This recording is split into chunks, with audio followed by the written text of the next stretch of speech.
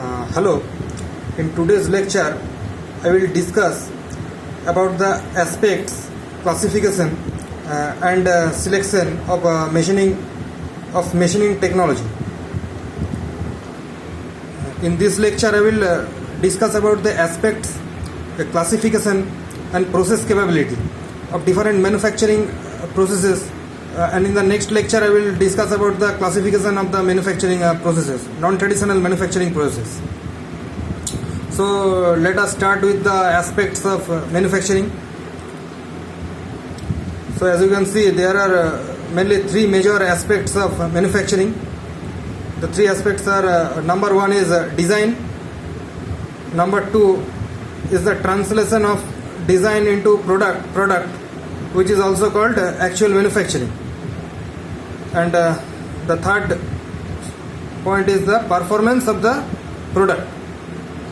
Now the relation between these three aspects is given in the figure as shown here.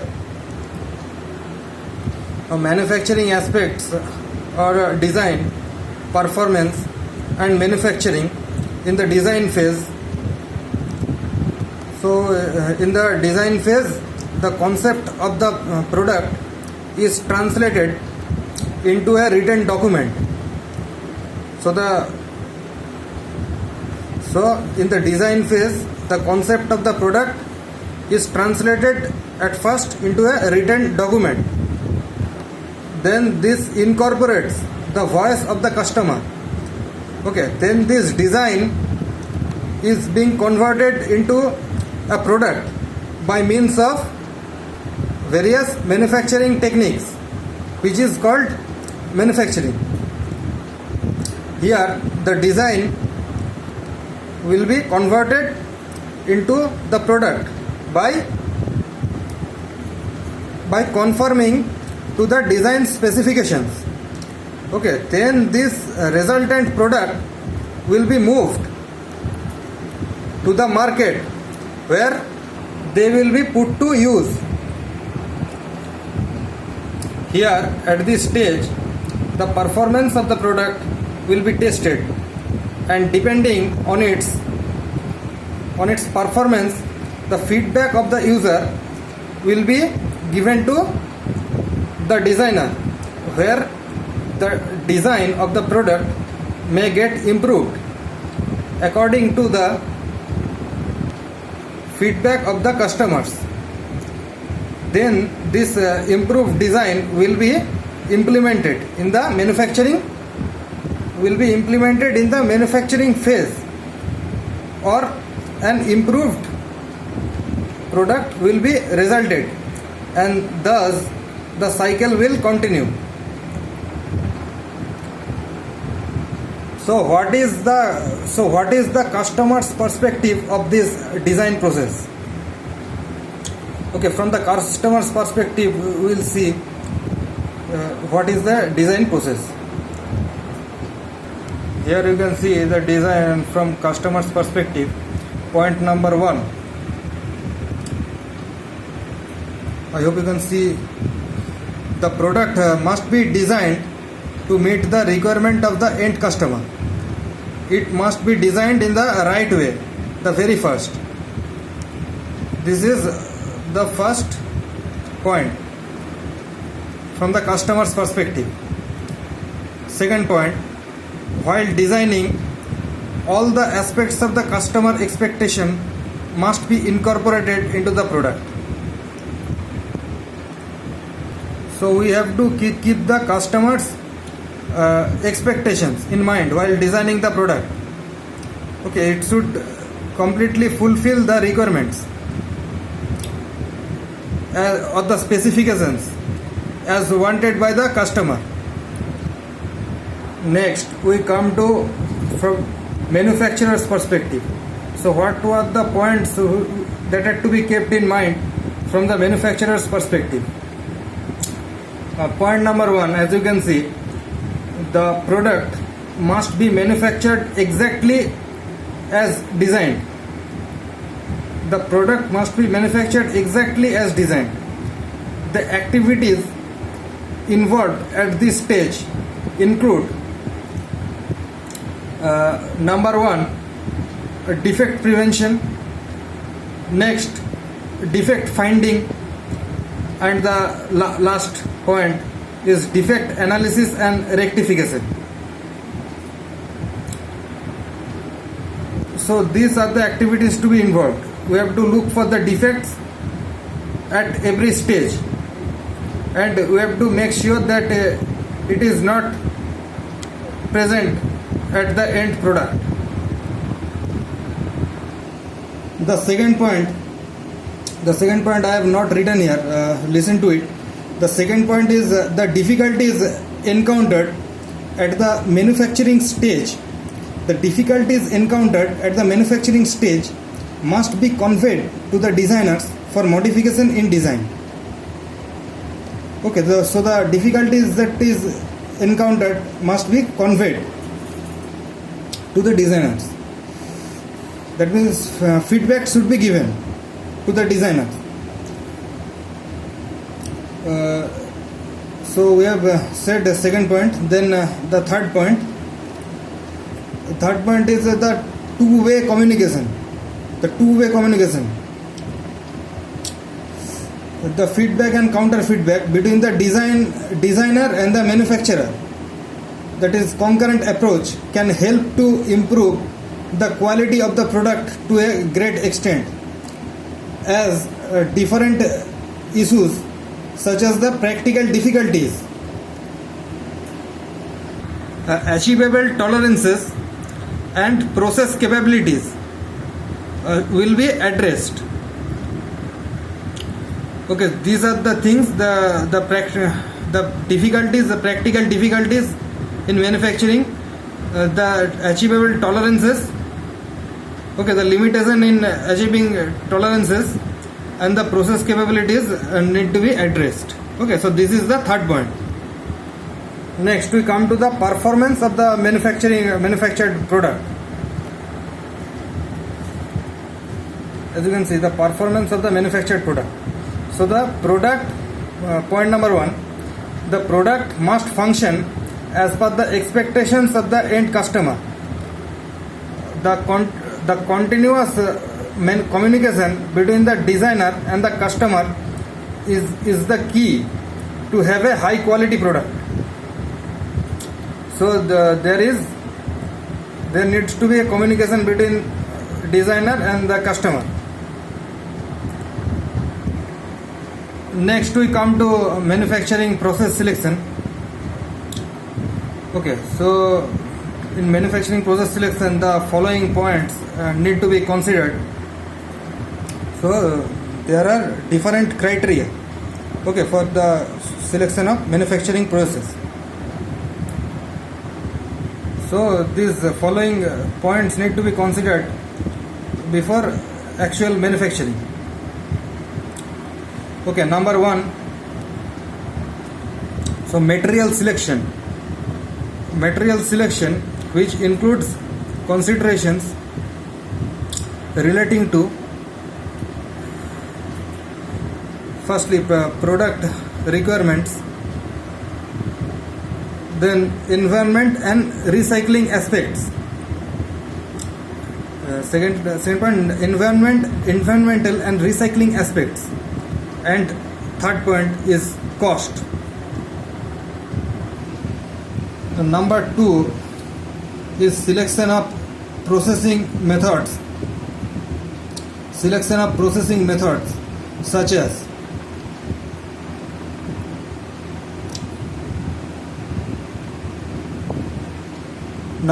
metal casting, metal forming. These are the different processing methods. Sheet metal working, powder metallurgy, machining, joining, and finishing. At last, finishing. Number three is the selection of process sequence. A selection of process sequence,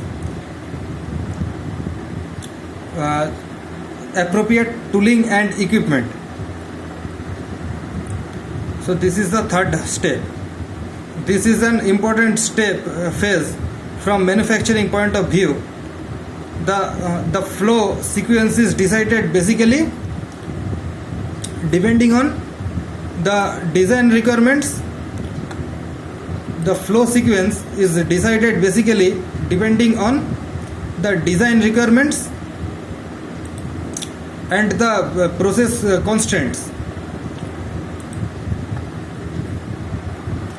So an engineering drawing is the fundamental element for a deciding process and a sequence. So right equipment and tool selection is vital in order to produce the product, which is also most economical and also quality wise sound. Next point, the fourth point is that the production quantity required, it depends on whether it is one of item, a batch production or a mass production item. So this is the fourth point. Next point is safety and environment concerns.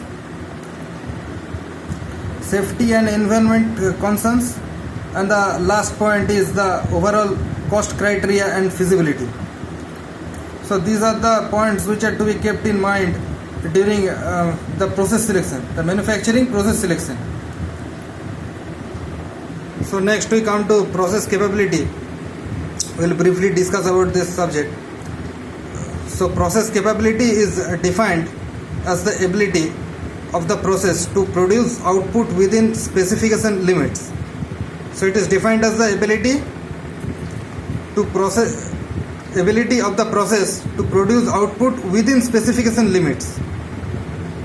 It is applied to processes which are under statistical control. This is the second point. And it helps us to know how much natural variation exists when all other parameters are under control. Now we will briefly discuss about the various process capability indices. Number one, it is CP. CP is equal to USL minus LSL by 6 sigma. Okay, USL means the upper specification limit and LSL is the lower specification limit, and sigma is the standard deviation. Assuming the processes are normally distributed, this index estimates the capability of production if the process mean were to be centered between the specification limits.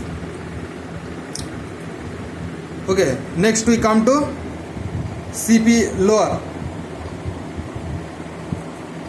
CP lower is equal to mu minus LSL, lower specification limit, by 3 sigma. Okay, where mu is the mean. So this is used to estimate the process capability when the specification is of the lower limits only.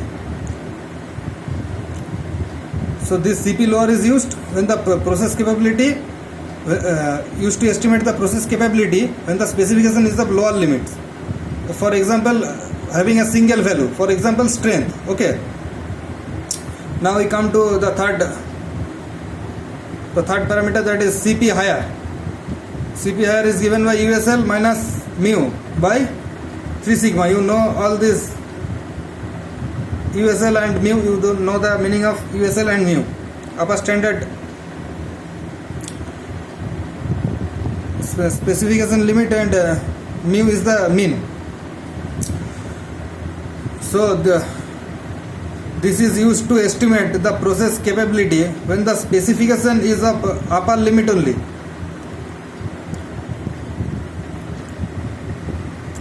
Example is concentration.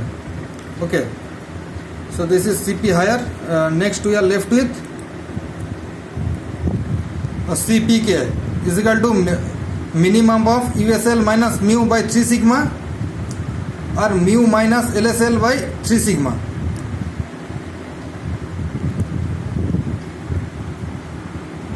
So this is CPK. This is coming a little bit of hazy. Okay, so this index helps to estimate the process capability considering the process mean may not be centered between the specification limits. All the indices assume the process is normally distributed. Okay, so this is all about CPK.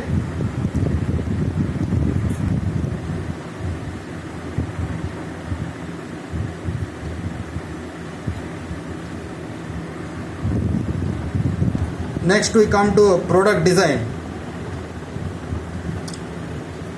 Okay, so product design. The first point is product design is the most important parameter among the parameters of the manufacturing system. First point. Secondly, design starts from the idea. Design starts from the idea which initiates in the designer's mind or through group discussions. It is further developed into a concept.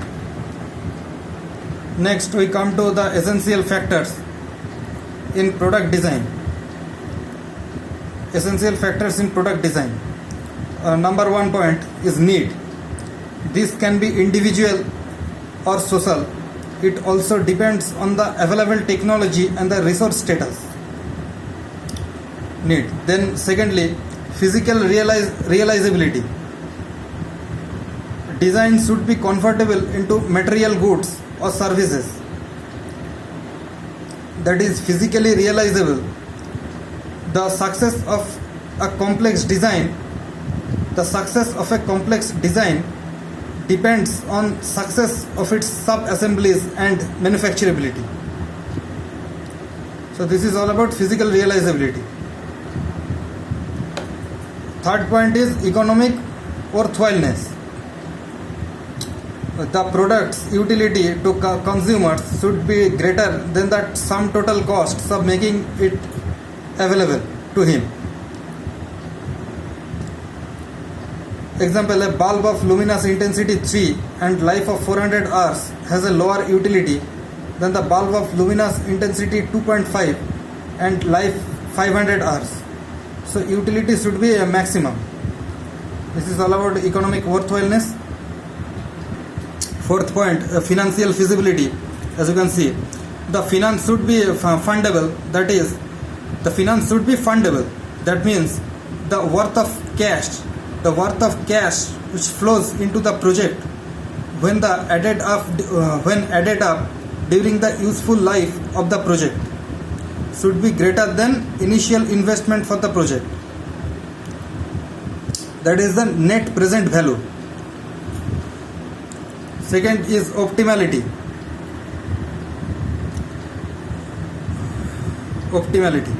So its choice must be optimal amongst the available alternatives. Optimal amongst the available alternatives in terms of strength, weight and cost, etc. Okay. So this is all about optimality. Next is design criteria. Okay, the optimality must be established. Relative to the design criteria which represents the designer's compromise among the following conflicting value judgments, which include those of the consumer, producer, distributor and his own. Okay, so balance has to be maintained between the needs of the consumer, producer and distributor. Next is morphology of design. Design is the progression from abstract to concrete. The three phases of design as proposed by Asimov are: the first one is the feasibility study phase, a second one is the preliminary design phase, and then the last one is the detailed design phase. So these are the various steps in the morphology of design. You can see here. So what are the idea and concepts? The idea initiates from the requirements of the customers, or in some cases by the imagination of the designer, to benefit the individual by some means. Developing the idea further requires transforming idea into a concept and further into a product. So now we come to the last point, that is converging the idea into reality. So the idea is a resemblance of such system or concepts existing in nature or some earlier developed man-made systems. Additional features and requirements as deemed necessary are fitted into it. Then these are further converged into the realistic designs and models through rigorous designing and simulations. Now we come to the last part of our lecture, that is quality control. As quality, as you can see here, as quality is imbibed at each stage in the product, if the product has not been designed right at the first stage, no subsequent operation or steps can further bring back the quality into the product. Second point, strict controls and checks need to be established at each stage in the processing.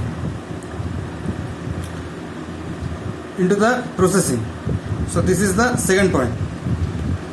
So this is all about quality control. So we'll discuss about the classification of non-conventional manufacturing processes, classification of the manufacturing process in the next lecture. Okay, so today we have learnt about the different aspects, manufacturing aspects, selection of processes, process capability. So we finish the lecture with this. Thank you.